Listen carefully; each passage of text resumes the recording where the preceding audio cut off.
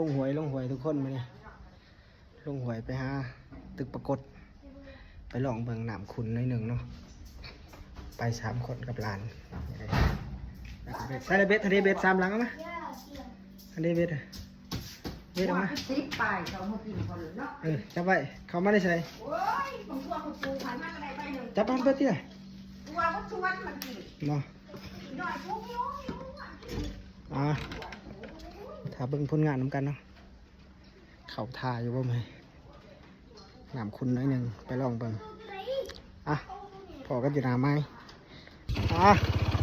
พอกันอยู่หน้าไม้เนาะ3 คนหนึ่งพอกันอยู่คุณแล้ว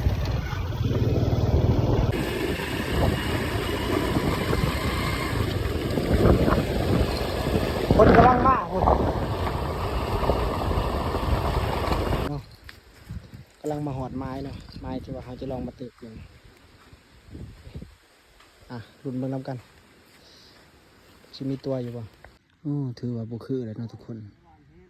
ผ่านไป30 นาทียังบ่ดึงเนาะปรากฏนี่